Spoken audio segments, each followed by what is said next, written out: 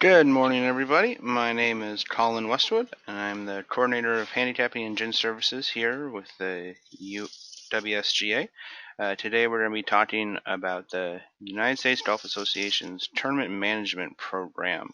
This is the program that is replacing TPP and that we have started rolling out last year, but this year with TPP going away, it's kind of everyone will be forced to move over it this year.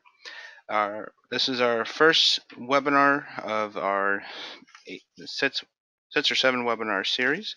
Today we're going to start with a basic how to log in and how to create your very first event.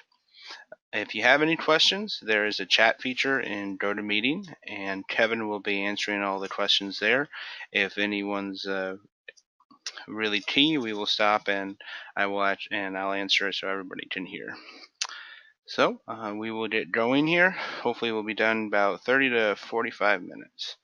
So on the screen right now, you will see that I am currently at the Golf Genius website. To log in for tournament management, you go to golfgenius.com, and this is the website that you will see. We have our sign in button over to the right. Here we will enter our email address and password and sign in.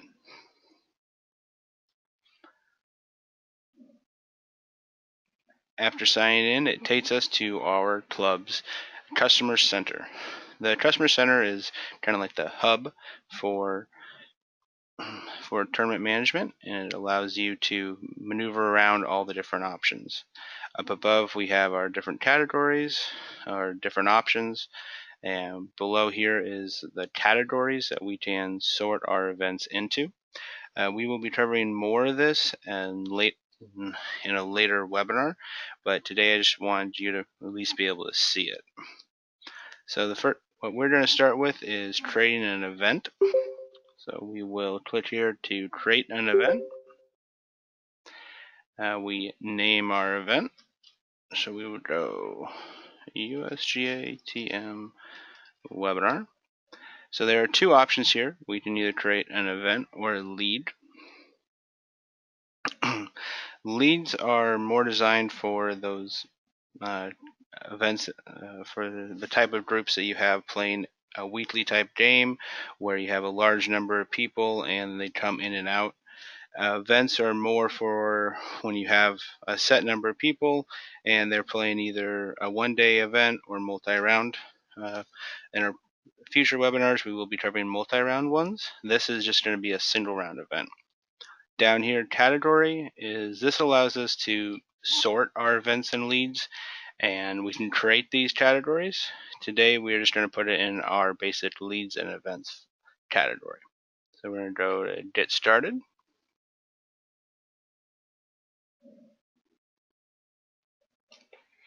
All right.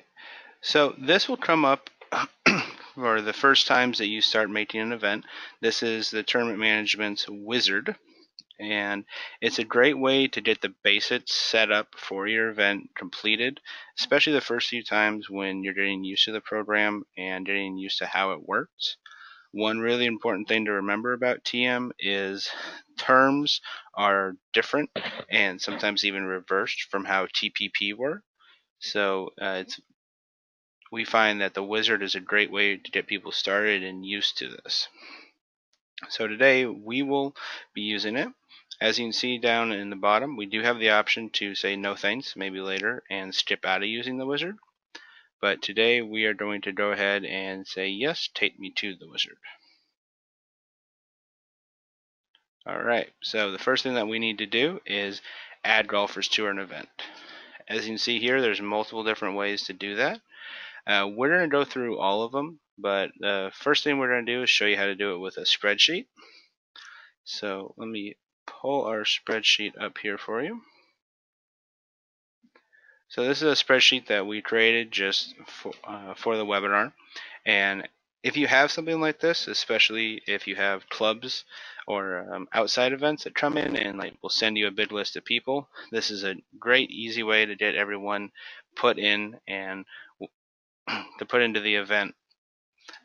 We can set up all of our information in it with not only name, index, we can even set team numbers, what T's they're playing, divisions to sort them into, what club they're with, the member. We can set up our Stin's name right here, and even whether or not they're coming to a social dinner. Now, for most events, you won't have all this information, so I just wanted to show you this so you at least know how it works. So we're going to close this, and we're going to say I have a spreadsheet, and I want to upload it. So we will choose a file, and drag it over here. All right. So it goes through its analyzing process. This is the screen that you will see anytime Golf Genius loads anything. All right. So when Golf Genius brings information in, it matches columns from your spreadsheet into previously designated attributes that it has. So for example, our column was labeled index, their attribute is index. We have it as team, they have it as team ID. These are ones that's already recognized, so it just moved over for us. What we need to do is come down here, and this list on the left are the categories it did not recognize, and we need to match them up. So we can go first with first name and match, and it'll get moved up here. If anytime it matches something wrong, we can always delete it. We will go last and match. For our division, we will come down to pro or amateur and match. Our club, we will use the affiliation. Alright, so netskins and dinner. As you'll see here, the Golf Genius program, or TM, does not have anything attributes listed that are similar to that or that we would want to use. So what we will do is actually leave these two final ones unmatched, and the system will still import the data. It'll just put it as custom categories. So we can still use it to sort people and put them into the correct places, but we don't have to label it with a set attribute. So we will import the spreadsheet, and it'll go through its loading process.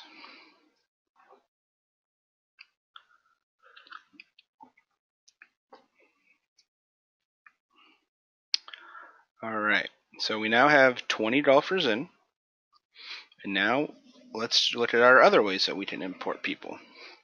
So we're going to go over to import golfers because we want to add some more. But these people we didn't have on the spreadsheet. So here are other ways to import. We can import from the master roster, which is something that you set up in the customer center. We can import from other leads or events. We can import from our club's gin roster, and we can import from all a gin. So let's first look at the master roster. There are a couple different ways to do this. You can use the quick search, meaning we can type here, and let's say we want to add Kevin Jones. We will type in Kevin, and there he is. So we can click on him and add player. We can also go to select from the master roster.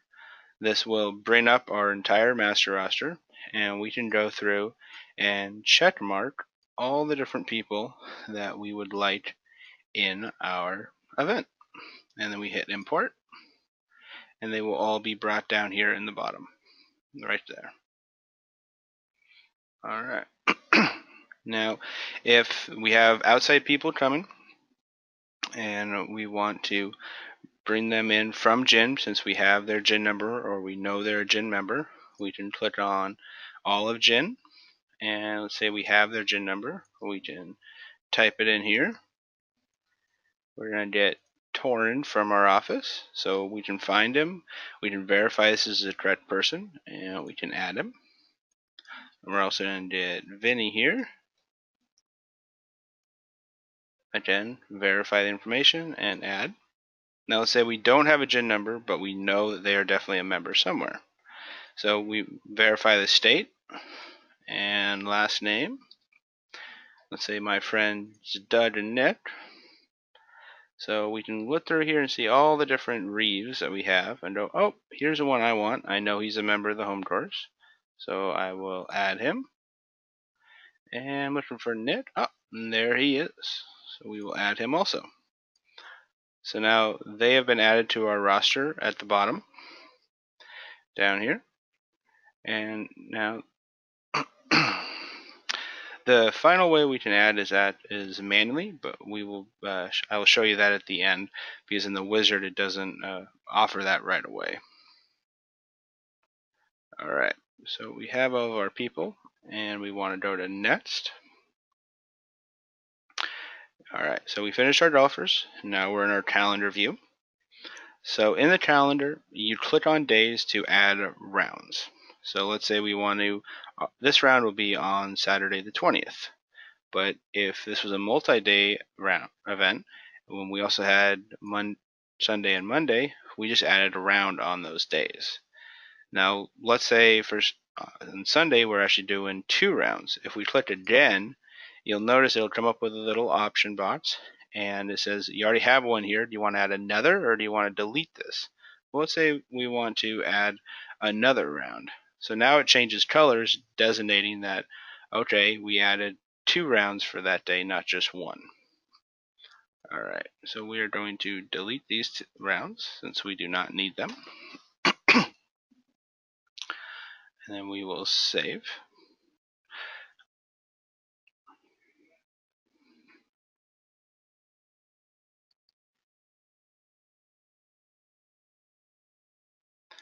Alright, next thing we set up, it shows our calendar, and we can designate a round name for round 1, and we will just call this webinar round 1. We can verify the date is correct, and round type, we have golf and social. So as you saw with our spreadsheet, if we had a dinner, we could have set up 2 rounds for this date and had one being golf, one being a social dinner, as a way to help schedule everything out and using one program. Hit next. Alright, the event profile is basically where all your options for the event or lead are stored. The event profile has a default that is set up through your customer center. So for the most part, you won't have to change it much. It's good to set the default at what you generally use, and then for each individual event and lead, you edit the profile as you need. So let's go through that now. Hit continue. Alright, so there's different sections in here. The first kind of covers general information about the event. Name, the portal URL is, so every event you create in the tournament management program creates an independent website for that event or league. You can edit this name. Most of the time that you won't need to, because it just comes up with whatever you named the event. GGID number is primarily used for people using the app, which is on the premium edition of it. And we have time zone, division, flights, and teams. This is always a good thing just to leave checked. Even if you are not using multiple divisions or flights or teams, having these checked at least gives you the option to use them. If you have them unchecked, you won't even see the option to make new ones, which can be a little confusing. How we want our names displayed on T-sheets, scorecards, those sort of things. And so we will actually change this to last name, comma, first name.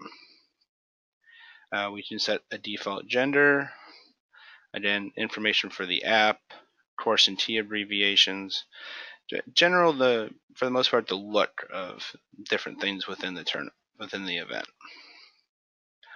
We can denote pro or amateur on leaderboards and printed materials. We won't use this now, but if you ever ran a pro-am at your club, it could be very useful. We're going to go to our next section.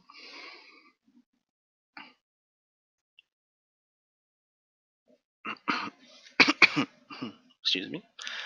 Alright, we can set what type of indexes we want to use, 18, 9, or both. Index services, has just gin, but if you didn't want to use gin for whatever reason, you could say none. And we almost always want to fetch the current, but we do have the option to fetch a trend or a low or an average. Store posting, just because it says post ES stores to gin doesn't mean it does that automatically. It's just giving you the option to do it at the end of the round. Section 3-5 is always an important thing to have on to adjust handicaps based off of what tees people are playing. We always recommend staying with adjust the fewest players possible. We got handicap allowances, rounding up, which is, as you can see here, it says the USGA recommends rounding up. So unless you have a specific reason to round down, we would recommend staying at round up. Again, more options if you are playing like a 9-hole event versus an 18-hole event. You have maximum index and course handicap options you can set. Our next section, default attendance status. So this is more important for when you're having a lead, but in general, this is best to leave as attending. So that means anyone you add to your roster for the event is automatically set as attending the event. If you create a lead where you have a large list of people that you don't want to be set as attending because they won't be attending every round. So this is something for a single day event. You won't need, just 1 second. All right, there we go. All right, pairing size. This is an important one. So you may think to yourself you want to put at whatever you most have, but for pairing size, put at whatever your largest group will be. So if you have 20 foursomes but 1 5-some, set it at 5-somes, because you don't have to fill the group, but you can't put more than what you marked. So ABCD optimization is for automatic pairing. You have some scheduler options for automatic how it would automatically decide things. Round signups, for the most part, we'll cover this later. All right. Tie breaking, we usually leave it as retained ties, but you definitely have your options of how you would like a tie to be broken if you have it. A lot of people use participation points, so if you can set here how many points a player would get for playing at least how many holes you set. Person point options, so if you are using blinds, you can set if the blind will share in the person point and how those person points are allocated out. This is another important one, hole by hole scores. So for TM defaults to typing in hole by hole scores, but if you're not playing a Stens game or you don't want to type in that many numbers, you can change it to an 18-hole total or 9-hole totals. So how many holes are required to be considered round complete? If you're only playing 9 holes, you should change that to 9. Player separator, this is used for when the system sets up a team, how it will show a basic team name, how you want it to look. Affiliation, if it shows up on the leaderboard. Again, more display options, same with this symbol. Stableford and other display options for the leaderboard.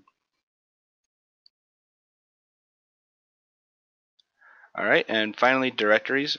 Directories are something that we will get into in future webinars, but in essence, they're another way to separate and organize out your events and leads and to display a group of them easily.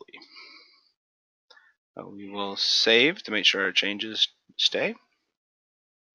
All right, our next step is adding what course we want to be playing on. So one unfortunate thing about TM is that it does not talk with the course rating system yet. It is something they're working on and hopefully we'll have this year, but we haven't heard officially yet. So anytime that you play a different course, you have to add in the course information. So let's say if we weren't playing the home course, which we are going to use, we would click on add a course, and we would have to type in all of the course information from the name, the T name, abbreviation, type in our ratings for not only 18 but 9 holes, and then also type in yardages, par, and handicap for every hole. And we would have to do this for every tee that is being used in the round. So this is a really important step. It is time consuming, especially when you are traveling, but it is definitely needed. We will exit out of that because we don't want to create a new one. No. Sorry about that. That took us out of our wizard, so we will just jump back into it here. Go to our courses. And as you can see, getting in and out of the wizard is not hard. They designed it like that so that you could easily jump around if you wanted to use part of the wizard but not all of it. So we're going to use the home course, and we're going to edit here just to make sure that we can see if we have the right tees in there. So anytime you edit a course, this message will come up. TM wants to make sure that people don't mess up and type in something wrong or change something that they weren't supposed to. So they always give you this option to create a copy and edit that instead of editing the one that you have. We're going to go ahead and edit the actual course and not create a copy. So in here we have the information for our black tees, our gold for women, and our white. And those are the ones we're going to use. So we are going to stick with that. Gonna save that. Alright. So we're going to check mark that we're going to be using the home course for this event. Nope. Alright. Save there.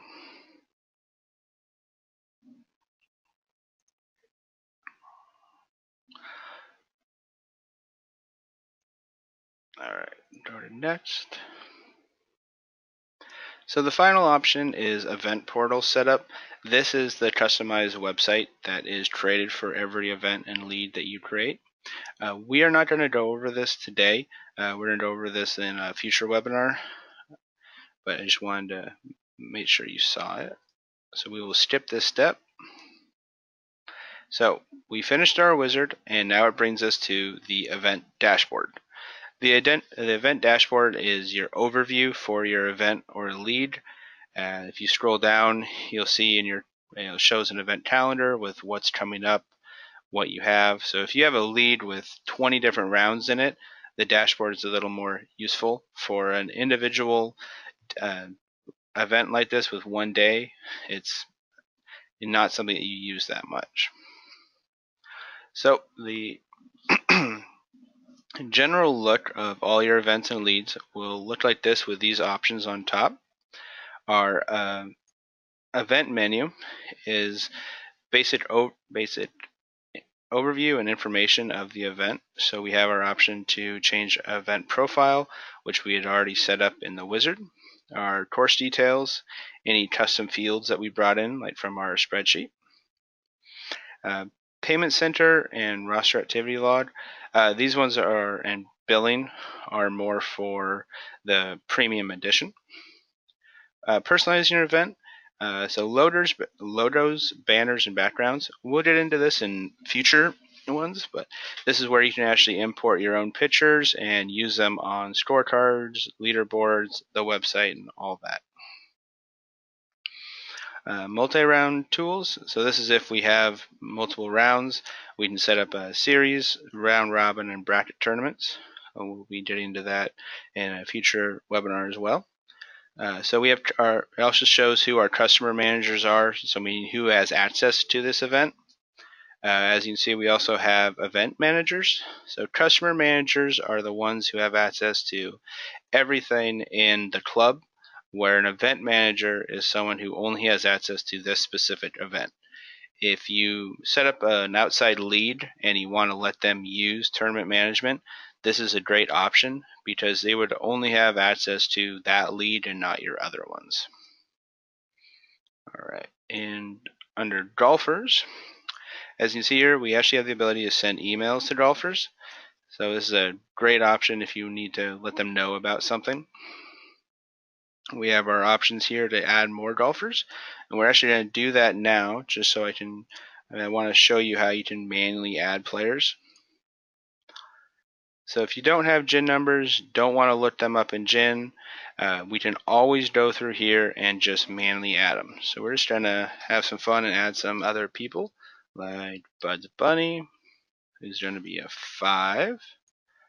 And we'll add Mr. Daffy Duck, who will be a 15. Mr. Coyote. And finally, Mr. Runner. Alright, we will save them to our roster. And again, they will be added down here. If you're ever looking at your event roster and you don't like the order, all you need to do is click on the category that you want it to sort by, and you can sort that way. Pretty easy. Under fields here, this allows us to add what fields we want displayed. So if we don't need to look at status or email, but we want to look at, say, gender, we can save those, and it will edit our roster accordingly. So one of the things I mentioned earlier was how that the information from the spreadsheet that we didn't have a category for still gets brought over. So let's look at Mr. Oliver here. If we click on them and we go to custom fields, we'll see here we have dinner and net skins, which are ones that we brought in but it didn't have a name for. So the information is saved in there and is usable. We will save that. Alright. So next thing we want to look at is our event division flights and teams. So once we have all of our golfers in our event, here's where we would set up how we organize them in the event.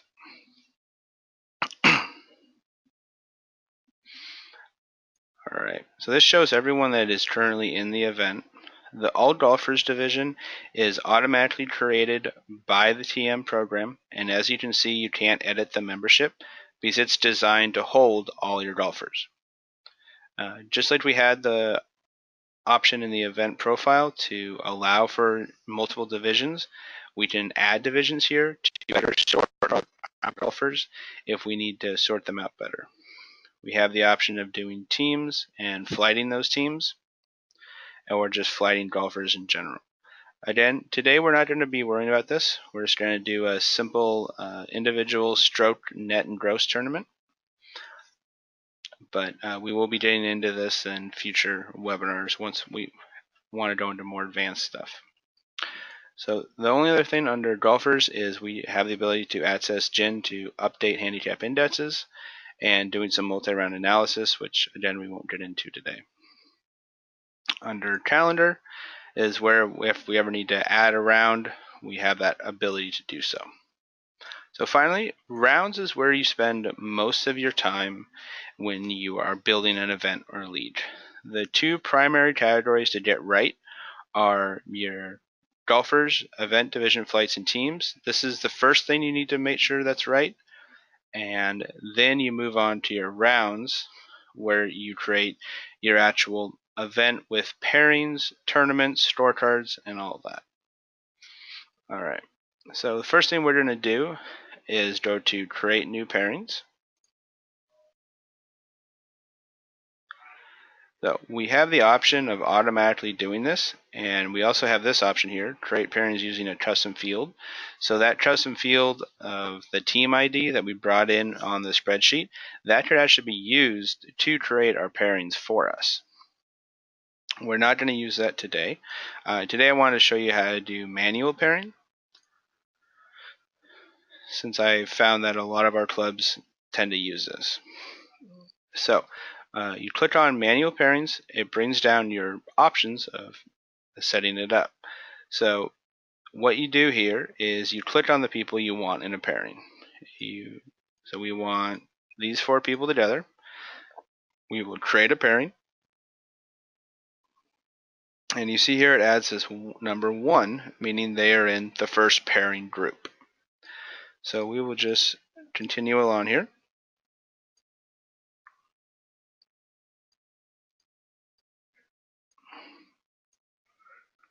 And you do not have to go in order. You can always jump around the list and add people like that. And you'll see it reorders them, so that way they're out of the way from your other people.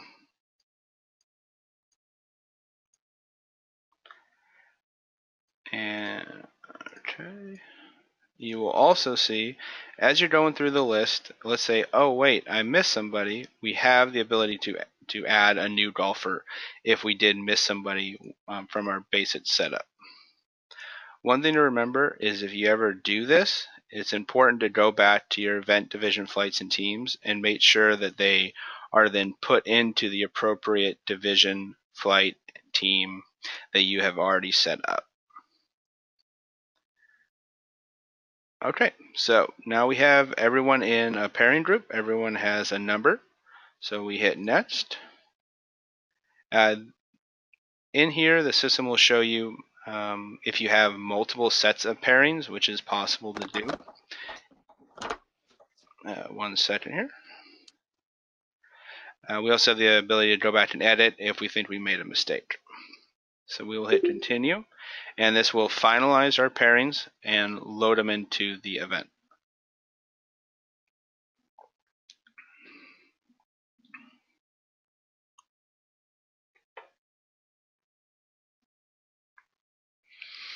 Alright, this is another screen which is you'll be using a lot. This is a general pairing screen.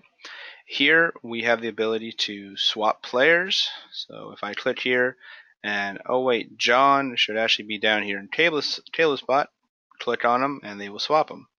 We can swap pairs, meaning if we go John and Owen need to replace these two, they'll be moved around. You can also swap pairing groups.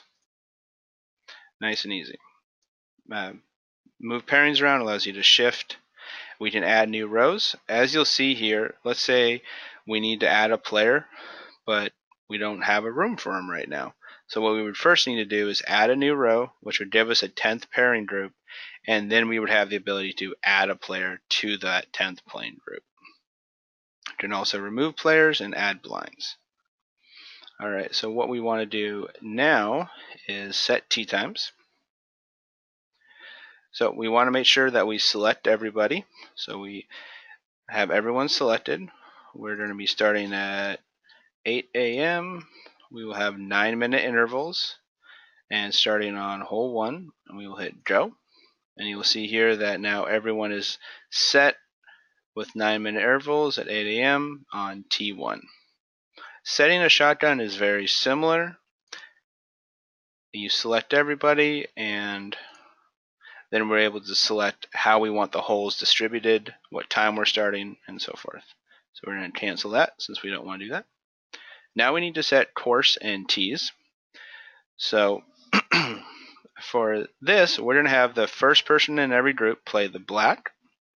So we're going to click on these, and we can just click on them, and they will just add them all together. So let's say all of these people are playing the black tees, and we will hit go. And now let's say everyone else here, except for Sharon, is going to be playing the white.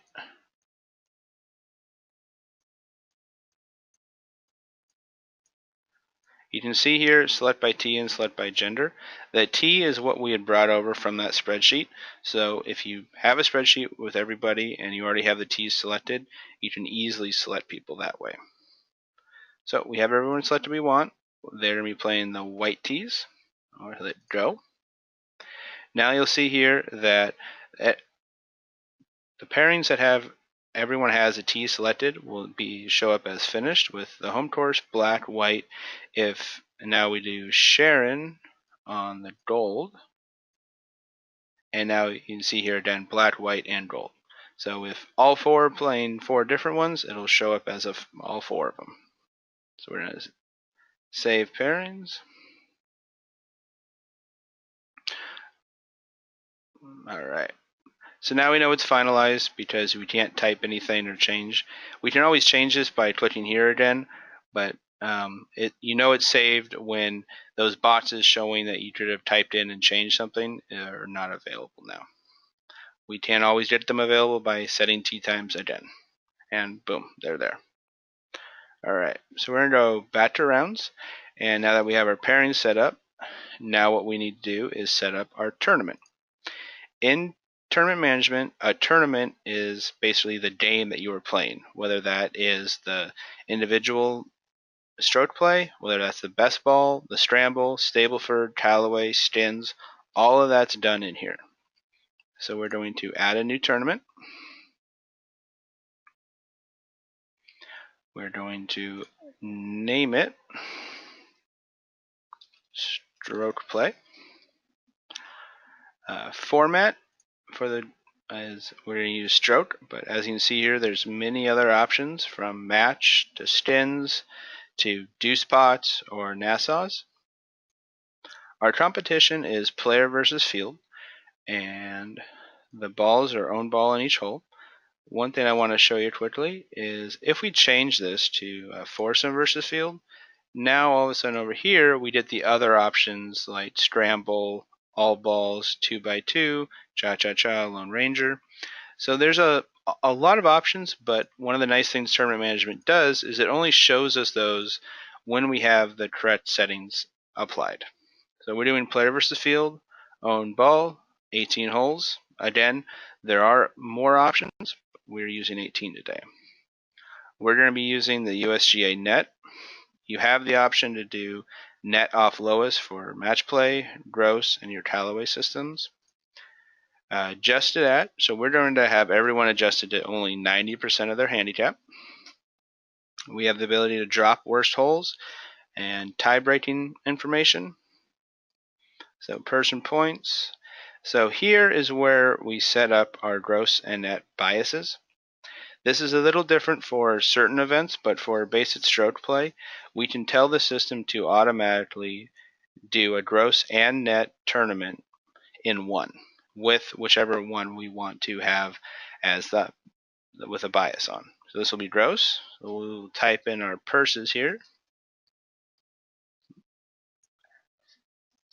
And if you ever need to add more places, there's more button. We'll let you add as many as you want. We're not going to have points, but they are there. Handicaps is something we'll be going over later, but this is where we can add more specific handicap requirements and things for this. So this is where for a best ball event, we could set that the players can't have a maximum difference of 8 strokes, and where you can do some of the how a scramble handicaps are set. All right, we also have the option to save this tournament in our library. So if this is a tournament we're going to be using over and over again, we can save it and then bring it back in into other events and leagues. So we will save our tournament. Okay, so now our round is pretty much set up. So what we want to do now is we have this option here to go pre-play audit of round. We will click this. And what this does is the tournament management program will do a quick run through of your event just to make sure there wasn't any glaring issues. As you can see here, we passed, so that means that we're ready to continue on. We'll go to our print scorecards.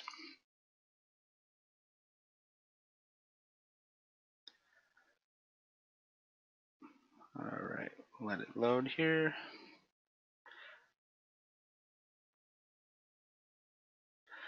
Okay, similar to tournaments, there is also a scorecard library. So if you create a scorecard that you really liked, you have the ability to save it and load it back in to any other event. One of the things that, again, tournament management does to help reduce the number of options that you have is allows you to select your tournament. So if you're playing a scramble tournament and you click on the scramble one, it's only going to give you the option to have a 4-person scorecard because that's what you want in a scramble. It's just trying to help reduce, but we can always go to user defined if we want all the options available. We'll format our scorecard, do 18-hole card, letter, we'll leave the margins, we'll print 2 scorecards per page, and we want 1 player per scorecard. We have headers here, which we can adjust and also put information in. If we click on here, this comes up with all the different text that we can have imported into the scorecards, or we can type in just a generic text that'll show up on all of them. Alright, under handicapping stroking, we can see if we want dots on the cards, if we want the course handicap before adjustment and total. So here that's what gives us the 21 and the 24. So before adjustments the 24, after is the 21. Additional info allows us to add blank rows, for example like that. We can include initials, slashes if we want. One nice feature that they added recently is this. So rather than every person having all 3 courses on them, it only shows what they are playing or in their pairing group. We can add logos here. This is one of the things that we can change, or we can get rid of it. Fonts and colors allows us to do a lot of different things. Now I'm running through these scorecard options pretty quickly because this is all things that we're going to be covering in future webinars. Preview so the preview that we were seeing before wasn't a finalized preview. This preview button here is actually what shows you the finalized. This is what will be printed, so you can check before you print. So we're going to save and print.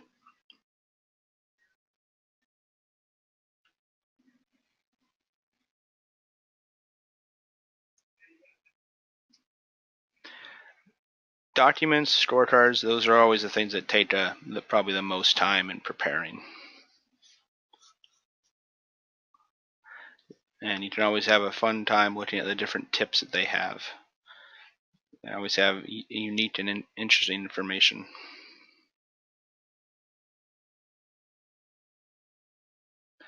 Alright, so once the file is complete, we can download the PDF. Now you have the option of either printing it directly here from the website or from the web browser, or what I always recommend is you can download it and open it in Adobe Acrobat. The reason I recommend this is the printing options, meaning here, that you have in Adobe Acrobat are a lot more powerful than what you usually have through your web browser. So you can actually adjust the size if you don't like the scaling and things like that. But we would close that. So once we printed this, we would close that new tab that was created, and we will hit the back button to go back to our event.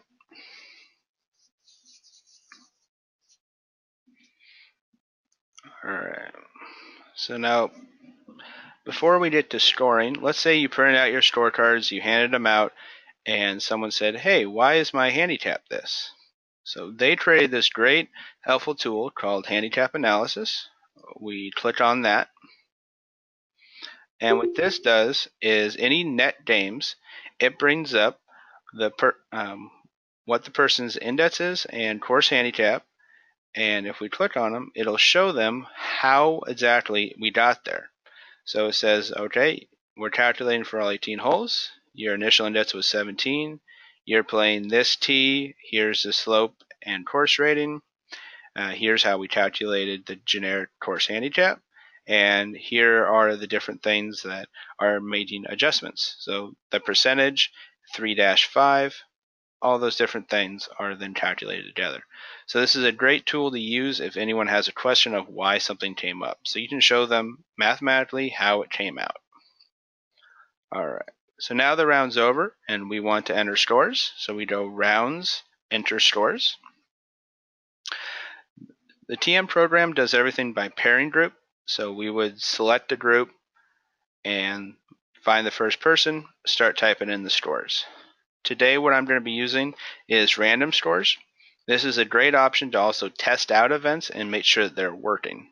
So we hit random stores, and it will fill in stores for everybody for us automatically. These can easily be removed at any time. Since it assumes that sorry about that. Since this assumes that we will be just doing a test with these random stores, it always comes up with this option, but I don't want to use that quite yet. So let's say I entered all those stores, and we hit done entering stores. So it saves that, and now we can go to our display leaderboard. So what it's doing now is basically taking those tournaments that you created and calculating the winners with the stores. So the more tournaments that you have, the longer this takes.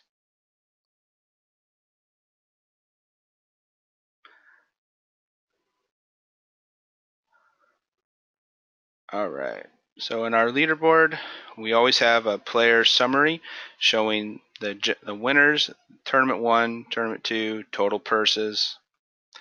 The T1 and T2, as you can see here, if you highlight over it, it shows what it is, but you can't actually change this name, sadly. If we go down into our individual tournaments, we can see here all the different places that we want with any ties that happened. And the hashtags are the people that did better in net. So if we clicked on net, we will then see where they are, how they moved around. Now up here, these options here allow us to do some final things. We can restore the leaderboard. If we had went into scoring, made some changes, or made some changes to a team, we can come back to the scoreboard and restore it, because it doesn't do that automatically all the time. We can adjust the leaderboard if we want. So if we know something's wrong and just need to make a manual adjustment, we have that option. A live leaderboard is something for premium users. We can print the leaderboard in a PDF or export it to Excel. And this is kind of what tournament management pushes a lot of people towards, is TV display. So if you have the ability, they have this great option to display the leaderboard. And so we have so it'll run through all the different tournaments that you have, showing the leaderboard. And as you see here, we have options to change it up for font, scroll rate, margins. We can even change it to dark for if it's really bright out. All things that we're going to be covering later, but I just wanted to at least show you for this first webinar. Alright, so now that we have our leaderboard, the round's all over. Now we want to post the scores to Gin. So we go post scores to Gin. We can filter if we don't want to post for everybody. Store type, setting up home, away, or tournament. This is really key if you are going to use this feature to post scores to Gin, that you make sure that this is right, because if it's wrong, changing it is time consuming and difficult. So making sure that your store types are right are very important. As you'll see, it automatically only selected the people with actual Gin numbers, and then all you would do is hit post. It would run through it and then give you a report showing you that they were posted. If any errors would come up, they would show that to you also. Okay, so that is how to make a very basic event. All we did was individuals, stroke play. So it's pretty simple, but I wanted to show you the basics without kind of overwhelming. That's why we decided to create these webinars in a series, so that we could steadily build you up into some of the more advanced options. The other important thing I want to make sure everyone knows before we leave is this help button right here. We click here, and what this does is opens up the knowledge base that tournament management is constantly updating. Golf Genius always has someone working on this, updating and creating new articles. As you can see here, it automatically takes us to the option of where we're at in the event to give us some articles based off what we're looking at. But we can still type in anything from, let's say we want to know how to do a best ball.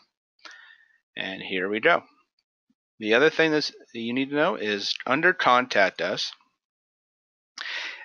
these options don't really matter. You can just click on any one, even the first one, and type in an option or type in what's happening.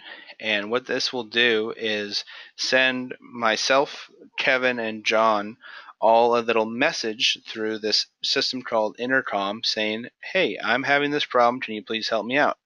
This is a chat, and then we will be able to directly chat back with you and help you out. So what will happen is there'll be a little dialogue box coming up, and you'll be able to see our response, and we can actively help you. This is something that we try to man during the office hours all the time, and then when we're out of the office, we always try to help as soon as we can, but obviously we don't have the ability to always jump on right away. But we always try to get back to you as soon as possible. The more information you give, the better, because just a generic thing makes it hard for us to figure out what exactly is going on. And if for some reason you need to get out of the tournament management program, the email address, we always have the ability to email you too. So that is the conclusion of our webinar today.